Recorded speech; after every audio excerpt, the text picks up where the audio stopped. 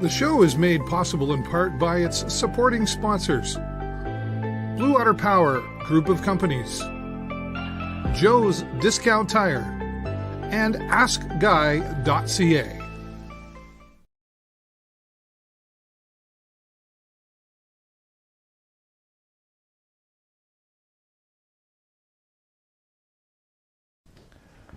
It's funny how we can get connected to people we've never met before through the things that we have in common. And this one, we've got a couple things in common. First of all, Ohana Landing. We'll be talking about what brought us here together. And some cool cars, classic cars. Yes. And you, Francesca Pasqualucci, thank you so much for... Thank you. I'm glad I got it right again. Yes, you did it perfectly. And then Crowley had to come in and say hello there. Yes. Checking things out. Yeah, you're putting together a book, which we'll get to that in a little bit. But first, you were born in, you were born in BC. You said, right? Yes, sir. And what brought you to Sarnia then? So my father is a doctor, and he found work at the Sarnia Emerge here in Sarnia. Nice. And your mom? She has been a stay-at-home mom since we were born. However, she has done many things on her own, like get her black belts in martial arts for taijutsu. She got her pilot's license a couple years ago. She's written multiple books. She's had her own book on homeschooling as well. Oh, wow. And she's also done a book on Zen doodles. So it's like a coloring book for adults. Wow. My next interview, by the sounds of it. Yeah, maybe. You up for that? She's a wonderful person to talk to. Oh, that's great. Now, you talked about the homeschooling there, and that's, you were homeschooled. You didn't do the regular get up, go to school, get good grades thing. That's correct. Yeah. That's correct. So tell us about that, like, because that's, well, there's some debates out there whether it's good or bad, right? But you would swear by it? Absolutely. Absolutely. I feel like I had skipped a lot of the drama that a lot of people complain about when they reference school. How do you mean? When I speak to certain people that have been to high school, for example, a lot of them will reference the times about being bullied or being, the center of some unwanted attention. Right. And fortunately with homeschooling, you don't really have that issue because the people that you're surrounded with on the daily basis love you. Right. It's more of a positive experience. Absolutely. That being said, and I'm just playing the devil's advocate side of this. Please. There are some of those things that people would say, but you should experience a little bit of that, even though it's a bad thing, like bullying, for example, but experiencing that toughens you up or learns how to Would you agree with that, or? I do agree that some traumatic experiences in life, even minor traumatic experiences, will shape who you are as a person moving forward. Right. And whether they're from high schoolers or from your sibling or from a stranger on the street, you're going to experience them no matter the environment that you're in. Right. So it's a matter of how you incorporate that into your life moving forward. Right. And why not just have positive experiences? It would be nice, right? Absolutely. I mean, life's unfair at times, right? So you got to learn to do that. But so then the social side, like friends, etc., and going to the dance or whatever. You didn't have any of that then? No, I didn't have a prom. Didn't have any of those. Yeah. But I did find similar groups or similar activities and events that you would receive the same benefit from. Okay. So my parents were kind enough to bring us to a homeschooling group known as High Day at the time. Oh, all right. And they have also brought us to multiple recreational activities like swimming, tennis, martial arts, general sports. Yeah. And some of those sports teams will host their own events, like their own dances or such the like. Right. So I did experience some of the benefits of school. A little bit of flexibility in there too, right? If you're like, I don't know, we've got to go do something else that day, I suppose, right? Oh, is there a curriculum that had to be followed? Or how did your mom know what to teach you? It was there is not a standardized expectation made from the Canadian government for general education, and you need to have met those expectations, I believe. Now, I'm not, Sure, incredibly well versed. We won't hold you to it. Yeah. But my parents may know a lot more about that. But we did have lessons on math and lessons on geography and history, sciences, arts. I love, as just so much love for the arts, for sure. Amazing. Can you draw and paint too? Did you get any of that, or were you just a little bit? I can't draw stick people, so you could have said yes. I'd have been right, better than me. But you have a creative side, obviously, and that's what got you into photography. But before that, so growing up and homeschooling, a positive experience then, and then very much so. Then okay, what are you going to do with your life, right? And then you go to college and. Well, I didn't have high school, so I got to go to college a little bit early at 17. Right. And I first went for aesthetics, which I loved at the time, and graduated. Then I went back for digital photography and truly found my passion for my career. What was the turning point or the aha moment that said photography? I think when I was finally able to put all of my work together in a portfolio from school and see how my work has evolved and changed, and I wanted to see where that could go. I wanted to know more, and I just love creation and creating my own imprint on the earth. Right.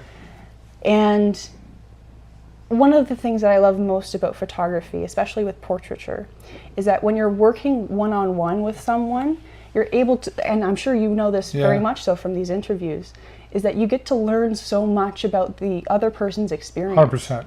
And it's unlike anything else. Yeah. Right? And when you're working so close with someone like that and you're photographing them, you have the opportunity to showcase their own personal confidence and build them up. Yeah. So you're not just taking a photo, you're helping them.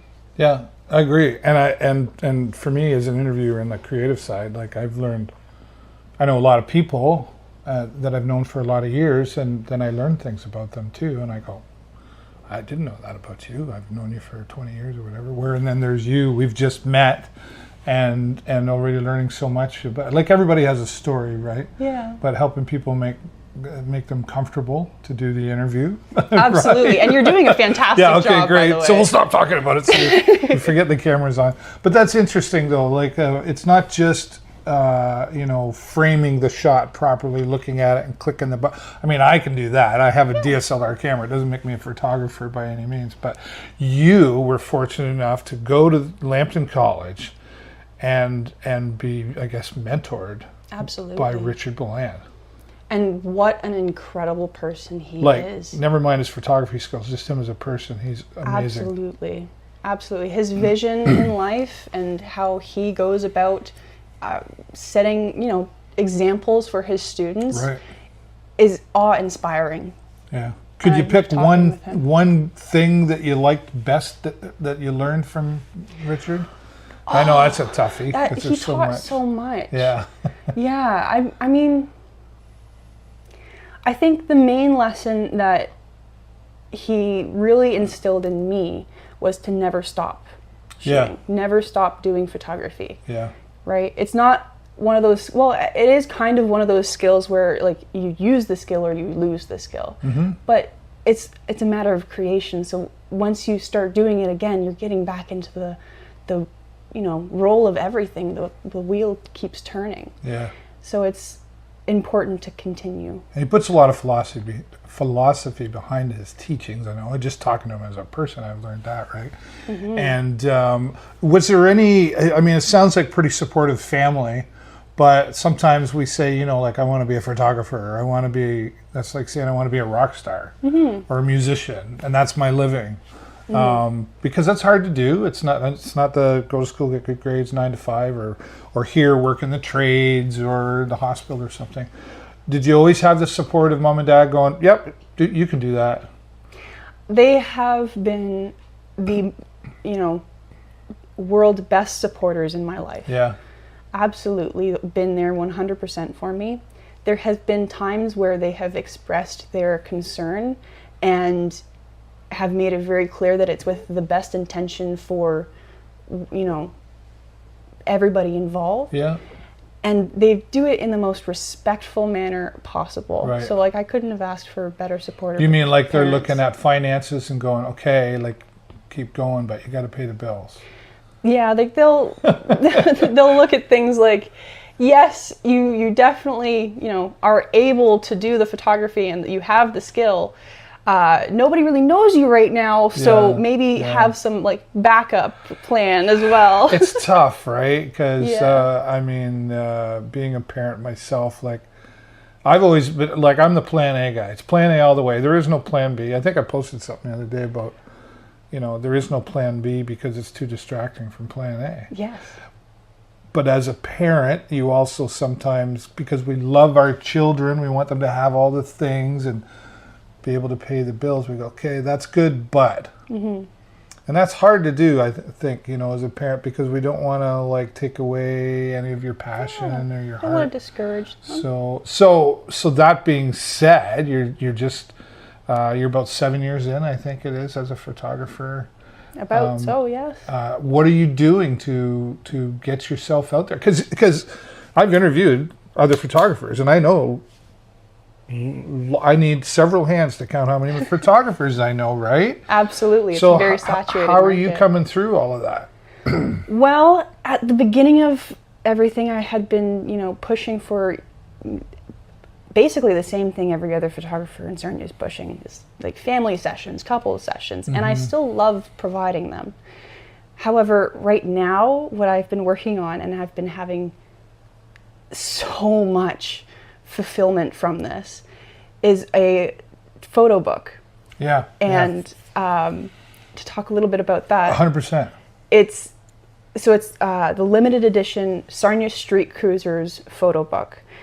We're still debating on what the cover name will be. Okay. I'm thinking Cruising Through the Eras or Cruising Through the Decades. We might put it up to a vote. Decades. Decades? That's my vote. That's a good vote. I don't think you can have a bad title at the end of the day. No, Most and I people honestly know what like it's the about. title, just Sarnia Street Cruisers 2024. Sure. Right? Because Sure. it's about them. It's about their history and local cars throughout the eras, all the Yeah. way back to 1920s. Right. And car owners and sponsors' top tips for car maintenance or keeping your car in top gear. Right. Interesting. So how did this come about? You know, like for me to reach out to you was the connection to Ohana Landing, but how did you get connected? Like, why cars? Why cars? Yeah. That's a good question. So I really got into photographing cars when I started attending not car shows, but started going to Canatera in the evenings. Thursday nights. Yeah, Thursday Yeah. nights normally. And I, you know, being a photographer, I just would love to take photos of whatever's available, and that was what I was seeing. And I was going to them because I loved seeing all of the, you know, different shapes of the vehicles and the Right. colors, and I may not be super well versed in the mechanics of the vehicle. Neither am I. But I love vehicles. There's Yeah. so much to them about their history, Mm-hmm. about, you know, the vehicle itself history, Yeah, and yeah. just there's a lot to love about Yeah. cars. And then, you know, I think probably as a photographer, like, well, as a car guy myself, meaning I own a cool car. I'm not the mechanics guy. But having that appreciation for the different eras and the different why they were built that way. But I see a lot of the same cars because, you know, you go see the same people and stuff. But every time I see their car, I see it differently. So it That's a makes good for a point, different too. picture every time for you, I would imagine. Absolutely. I could photograph the same car in 2 hours and get 200 different Yeah. photos Yeah, yeah, of the same car. Like, they're very versatile. yeah. And then Ohana Landing, Yes. what's your connection there? So I approached Sarnia Street Cruisers with the photo book idea, and I really wanted to contribute to our local charity. I didn't decide on a local charity at that time, and I wanted to have Sarnia Street Cruisers input. Right. So when I brought the idea to them and I mentioned which which charity do you think would go really well for this? They said Ohana Landing. And I looked into it afterwards, and I learned more about it in depth from their website and from talking with Tammy and Gary for a little bit. And the work that they're doing for our local homeless youth is unlike anything else in Sarnia, and it needs to be supported for sure. Yeah. Well, and we talked before we started the camera, they used to have the Heavy Rescue 401. That was $20,000-$30,000. It's not there now. Yeah. And they've put a lot of their own finances and their heart, of course, into it. And yeah, we need to keep that alive and going. And they've had so many positive outcomes from it, and especially like when they started, like there were a lot of obstacles, like dealing with city and government and finances and all that sort of stuff, and so they've come through a lot there. But yes, there's a lot of positive that has come out of that. Community is important to you? Very, very important to me. And going back to Ohana Landing, with what they're providing to their tenants or to the people that are a part of Ohana Landing, I am sorry, I just got very distracted. I just wanted to talk more about them. Yep. And what they're doing for each partner. From what I understand, all of the donations that are made to Ohana Landing are made directly to the residents' needs. Yes, 100% there. Right? Yep. Like it's going to their medical aid, it's going to their grocery bills, it's going to their, rent, living expenses in general. So for me, and being so early in my career and not being sure if I'm going to be able to put food on my table, because my paycheck's not guaranteed. That's right. I'm my own boss now. That's right. I can relate to the effort that they're putting into the community, and I value that so much, and I want that for those tenants for sure. Well, and as Gary and Tammy probably said to you, it's a hand up, it's not a handout, right? And that's what they're trying to accomplish. Let's touch a little bit on that. You said the word, homeless, like we're seeing a lot here. We are. And I don't want to go down any rabbit holes, but like I've lived here all my life, and I've never seen that before, and it's heartbreaking. It is. What's your thoughts? I think that homelessness has always been around, and I think that the reason we hadn't seen it in the past was due to many various reasons. But I think that one of the reasons that we're seeing it so much more now is partially due to the general cost of living in Canada, right, and the amenities available to the needy or the people that need help. So maybe there's things that we could potentially look into for contributing more to not enable certain behaviors, but to control how they turn out and potentially lead them down a better path. We want the best for people. I think so, right? Right? Well, again, I won't go too far. I don't want to get political or anything, but a friend of mine told me, she reminded me of the Beatles. All you need is love, right? So, and I feel like sometimes there's that piece of all of it that is missing. It's like, okay, your taxes, my taxes, and who this, like everybody's got an opinion on it. I get that. But at the end of the day, like, it's human instinct to want to survive, right? And we all want to fit in. Absolutely. Right? So, thanks for sharing your thoughts on that. Thank you for asking. Well, it's a pretty sensitive topic right now, and well, it's a pretty hot topic in Sarnia with how much it's affecting everybody. Yeah. And it's affecting everybody. It's not just the homeless that are being affected. Do you think we'll get through it? I think that I can't say for sure if we'll get through it. We will adapt to it or change from it, I think. Right.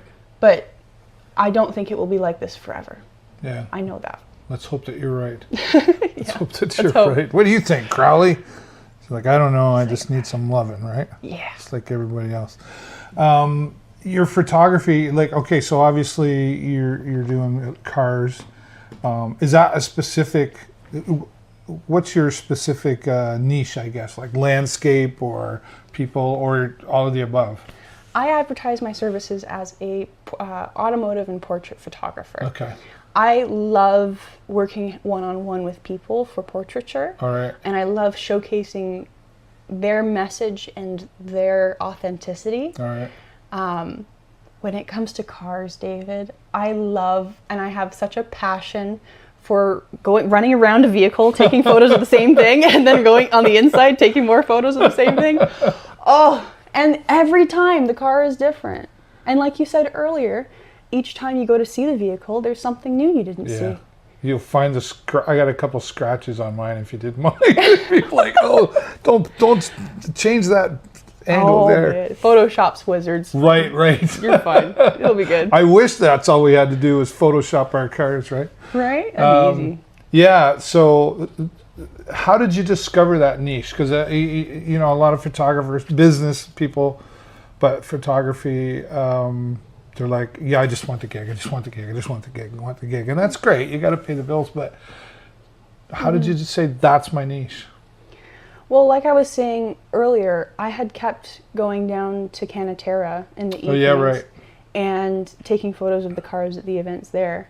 And from that, certain car enthusiasts would ask me, hey, like, can you take some photos of my car? And I'm like, yes, absolutely. When and where? And so we'd go out and we'd take photos of the car. And then from there, it kind of stayed the same as usually car enthusiasts reaching out for, you know, personal sessions.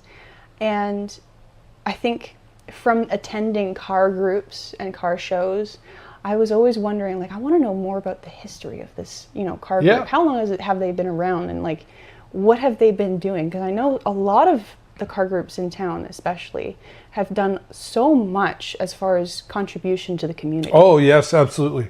Like, they're providing events, they're providing entertainment, they're like, and they're not only during COVID, it was huge. The Street Cruisers put on a big Halloween event and stuff, and through COVID and everything. So there were thousands of people that went to that. I was there. Yeah, it was great. So the community attachment, and then the cars, and so seeing all of the community involvement, I wanted to know more. So that's why I had the idea, like, what if I put together a book dedicated to their history. And Sarnia Street Cruisers as a group, they're a little smaller compared to some of the other car groups in you know, Sarnia, SSM for example. Street Machines, yeah. However, what I love about them is that they're very member focused. Like, it's not about the administration, it's not about the group, right? But it's about the members and what they're providing to the group, right? They encourage members setting up events through their page. They encourage, you know, post what you want, to a certain extent. Yeah, for sure. But they're very, very vocal about encouraging their members to participate and showcase their message. It's their own community. Exactly. So I wanted to showcase that. Nice. All right, let's talk business and money here. Oh boy. Right? I know. That's the touchy stuff. It's an evil word, right? But, you know, I've talked to other photographers and musicians and just individuals who are self-employed. How do you price your value? And how do you not do stuff for free? Right? Because all you're doing is pointing this thing and pushing a button. What's the big, you know what I'm saying? Oh, yeah. There's so much more that goes into it than just pushing a button. So how do you price your value? Well, you have to look into what's going into the finished product, right?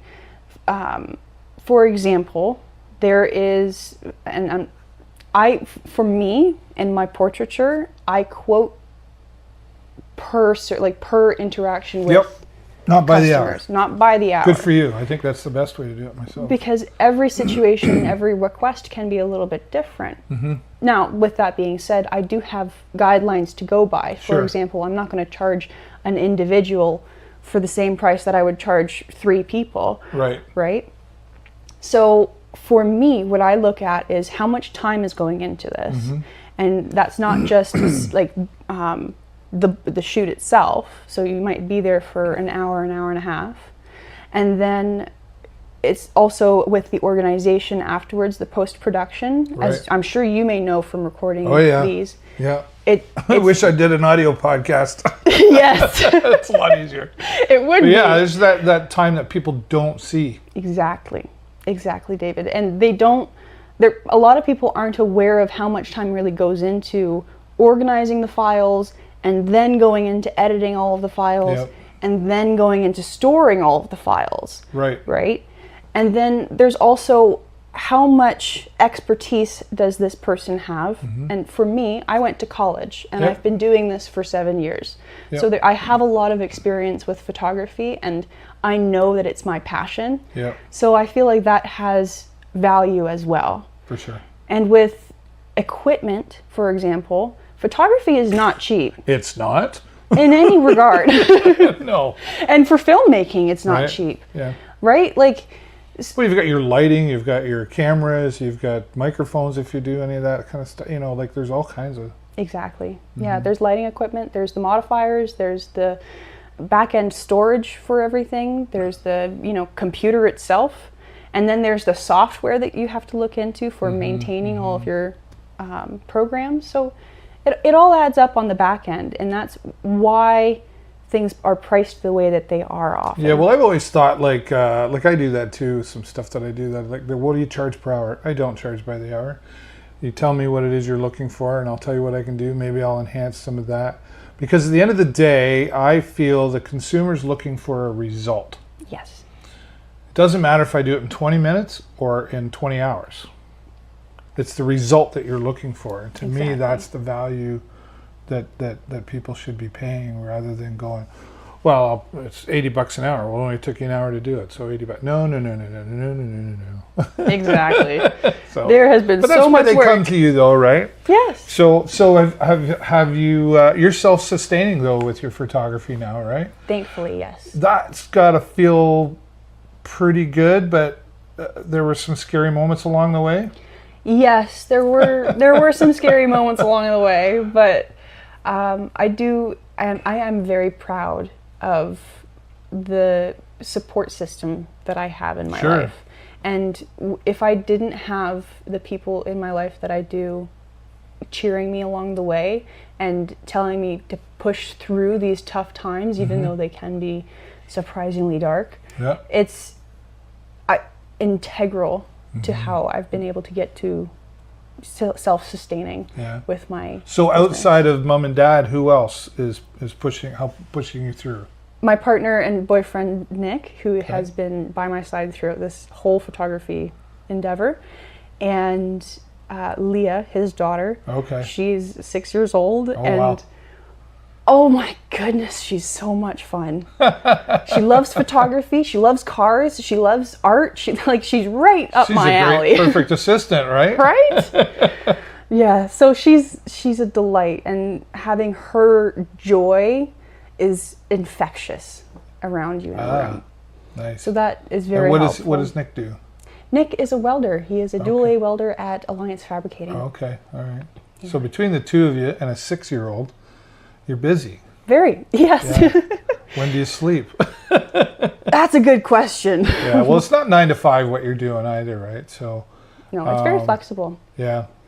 So people can come to you and say, do my car or portrait, like you do like the headshot thing for professionals, or okay. Yep, I provide professional portraiture for business cards, business resumes, professionals in general, and I'm frequently booked for couple sessions or for individuals sessions, whether that be for your birthday or just a creative session where you want to feel confident in yourself. Cool. Well, and we're going to make sure we get all this information out there in the comments. And if you're watching right now, we're talking with Francesca Pasqualucci.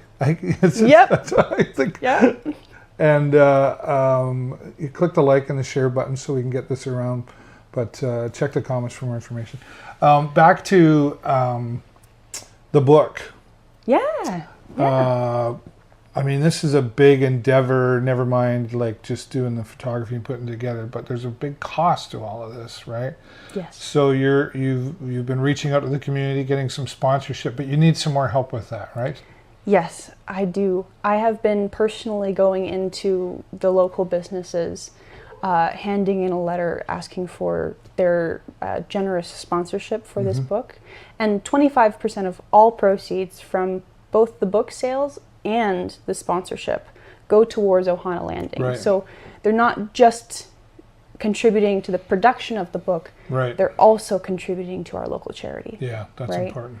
So I have reached out to as many as I can, and I feel there might be other avenues or other ways of reaching out that maybe Okay. could help. So she needs more money. That's what we're trying to say here. Sponsorship for this thing, it's win-win-win for everybody, right? So maybe give me an idea. Like, what do I get as a sponsor? Yeah. What's the different things that happen? So for sponsorship, I have put together a package list Okay. of what different, basically like a tiered list of what you would receive as a sponsor. Okay. So the very first one is for anybody. Anybody can donate. If you donate over $50, then you get special recognition at the very beginning of the book Okay. and recognized as a sponsor. Cool. And then for 325, there is special recognition at the very beginning of the book. You also get 10% off of any book orders that you make. And then you also have a banner ad in the book, right? Oh, okay. And that's treasured advertising that no one's going to toss. Right. Yeah.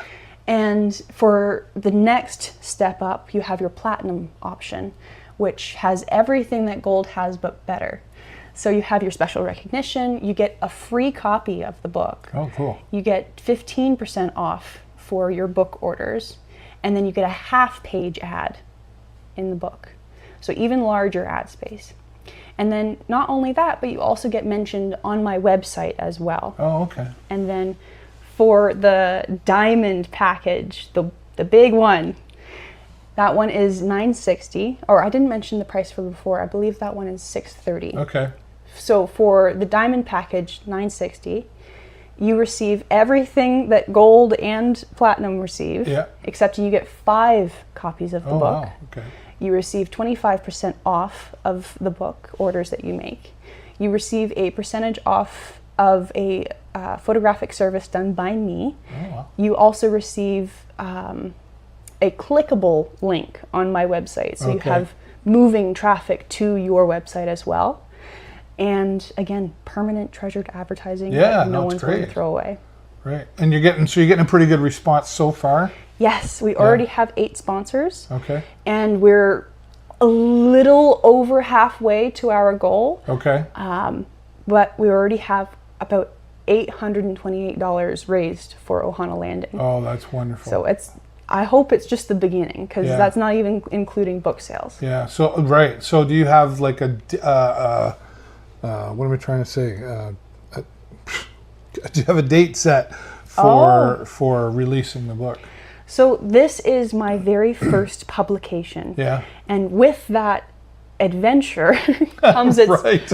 unexpected events. So I have not finalized the print date, as I'm still finding a printing company that will suit our needs. Okay. And ensuring that we have enough sponsorship to cover the quotes that they're giving us. Right. So once we have figured out the printing company and figured out sponsorship levels, then I'll be able to hand out the price of the book. Yeah. Right. And when it's coming out. Yeah. And that's having the right printer, I guess, to meet Yes. your needs. You said there. That's Yeah. And since this is my first publication, David, I don't know how long it takes the printing right. company to Yeah. make No. the No. books. No. You're probably a year-ish in, I would think. To by the this time- book? Oh, yeah. No, well, I mean from the time you're done and it's like here it is to sell. I would say at least a year and a half, probably. potentially. It has the events to lead to that. Yeah, but you've got the flexibility there because I'm sure you want it done ASAP Rocky, right now. And done right, though. Yes. It's got to be done right because it's showcasing you as well, right? It's not just Yes. showcasing the cars. It shows that you're working there. What, so back to the kind of the financial side of all of this, you know, with the book and everything. But for you, like, are people accepting like the cost of a photographer? Are photographers getting paid what they're worth around here? No. Yeah. Photographers in Sarnia are definitely not getting paid what they're worth. Mm-hmm. And that's because they are finding cheaper options. Right. Right? Whether that be their aunt's phone or, Right. you know. Their neighbor's got a camera. Yeah. They will just point and shoot a little bit. They don't, but they're not going to get the same result. No. Right? And you're, like we were talking about before, you're not just paying for a picture. Yeah. Right? You're not just taking the picture and then going, here's the SD card, go Exactly. do what you want with it. What about copyright and all of this? You know, like for photographers, like it was maybe a little easier to protect yourself because it was like you had the negatives and only you could.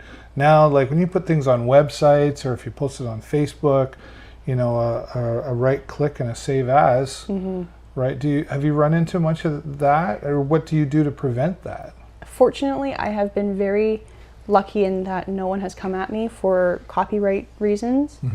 I have done a lot of prevention as far as I've created model release forms and property release forms. Right. So the subjects in my photography have signed off on me taking Right. their photo.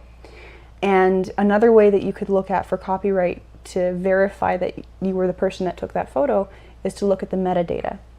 So Right. you can look into the metadata or the history of that particular image in, I think it's the get info when you right click Yep. on the image. And that will tell you the date that it was created, who took the photo, and all of the other copyright details that you input into your camera, and then it automatically is embedded in the photo. Right. Right. But you haven't had trouble like people stealing your stuff, I guess, so to speak. Thankfully, no. Not yet. No. And I think a large reason to do with that is I don't think a lot of people know who I am. Right. So Richard maybe, probably has a big problem with it. I do wonder. He has an incredible portfolio. Yes, he does. Of like some very big names. Oh yeah.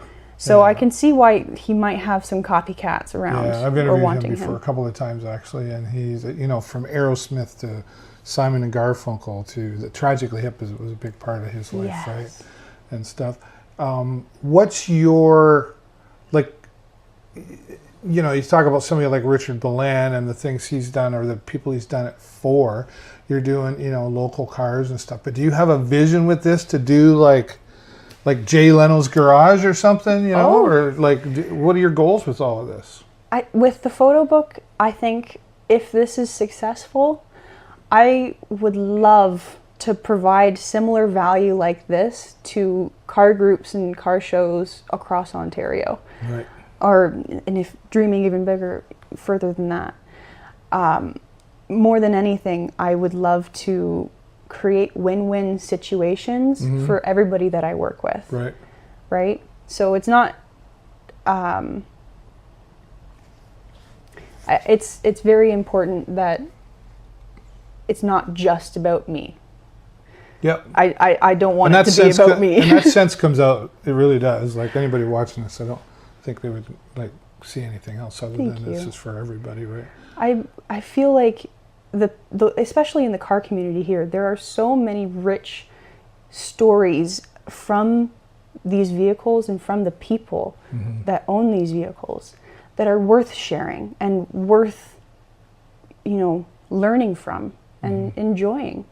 So being able to potentially be a part of providing that to the general public means so much to me.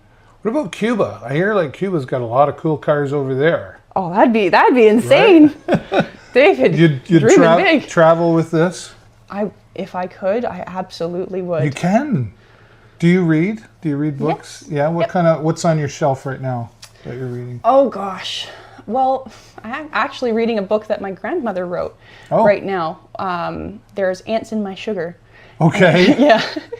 Wonderful. And, sounds like a fun lady. She was delightful. She went by Gogo, which is a South African, I think, endearing term for grandmother. But she has written multiple books in that series for Ants in My Sugar, or I can't remember the title of the other book. But other books that I'm reading right now, I like fiction. I like the writer Rick Riordan. Okay. He does some mythological Sure. fiction writing, Okay, which is very entertaining as well. Yeah. What else? David Tennant, or not David Tennant, what's his name? He plays the character in one of the characters, the movie. Sorry, it's between the character that played Crowley and Alistair. I'll have to send you the video. It's like Good Days or something. Okay. Lost my mind. What about personal development? Everybody knows when they watch, like Burrows is about philosophy and personal development, and you know, you have to. A person who's in business for themselves has to have a certain mindset, and you have to get yourself out of bed, because if you don't, like, nobody's firing you, but it won't help. But do you do any of that? To watch videos or read books on how to grow the mind? Absolutely. There's many options online for personal growth development. Like, it's a booming industry. For sure. For me, there's been a channel on YouTube called A Diary of a CEO. Okay. And he does very similar interviews to what you're doing, David. But he has CEOs of companies or people of large importance come in and talk about their success, what got them there, and their tips and advice for moving forward. And there's so much to learn from them. Oh, yeah. So I seek out a lot of interviews and documentaries done by people who have done what I would love to do. I always say, stop taking advice from people who don't have what you're looking for. Exactly. That's a good tip. Right. Well, I mean, because we all, otherwise it's just an opinion on how to do something, right? It's like, well, you know, I heard it, blah, blah, blah. But I was always, one of my mentors said to me, you wouldn't take legal advice from a doctor, and you wouldn't take medical advice from a lawyer, right? And Very you wouldn't true. take car advice from a photographer, right? But, That's why I'm not giving the advice. Yeah, no. The car owners are. I'm a Schrider. I shine them and ride them. That's all I do, right? So, I have to ask the cliche question though: where do you see yourself 5-10 years from now with all of this? Where do I see myself 5-10 years from now?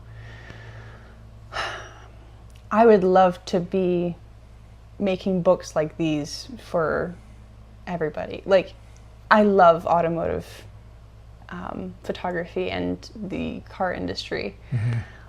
There's so much within that. Oh, like motorsports for bikes, and for, you know, maritime. There's boats. That's, you know, not necessarily automotive, but it is part of the machining industry. And airplanes, and so there's that for the subject, but there's so many stories around all of that. Well, I mean, cars alone, it was like, oh yeah, this, or motorcycles, like myself, my wife Jennifer, and my son ride motorcycles. Just saying. And I saw your picture. I thought it was amazing. Oh yeah, which one? Yes, I saw the one of you and your wife. Yeah, I make her in get front. in front of the camera. She's very shy in front of the camera. Bless her soul. But well, I had a friend of mine. He had a motorcycle. He raffled it off, and it, you know, belonged to, before he had it, it was an NHL hockey player, and it was interesting how it came about. So those stories, the stories within the stories, I guess, is what you're trying to tell as well. And I mean, you just put off a really positive vibe. You just people are gonna you're gonna enjoy if you ever get the opportunity to meet this young lady and spend some time, you know, chatting about you and your passion. And you're living in the right city, I think. You know, like Sarnia's a very community-oriented, supportive, especially when it comes to helping, like fundraising and all that stuff.